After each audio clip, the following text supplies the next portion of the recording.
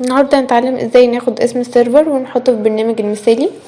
هنيجي عند السيرش نكتب SQL Server Management.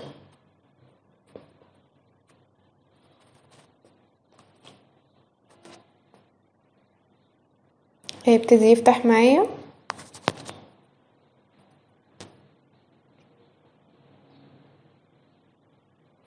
هندوس على Connect.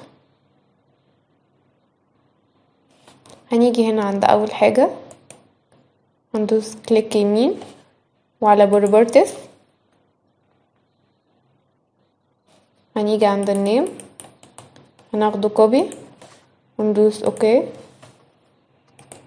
هنيجي نفتح بعد كده البرنامج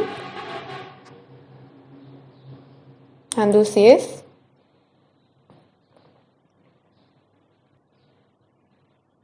هنيجي عند اعدادات عنوان السيرفر هنحط باست. هندوس على تنفيذ.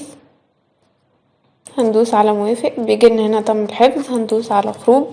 بنختار الفرع اللي احنا شغالين عليه اللي هو بيكون في الغالب الفرع الرئيسي وبكتب اليوزر بتاعي وبكتب الباسورد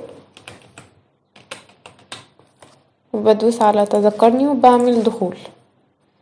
دي في حالة ان اسم السيرفر بيختفي او ان احنا لو ما بنيجي نفتح المثالي لأول مرة واسم السيرفر ما بيظهرش معانا.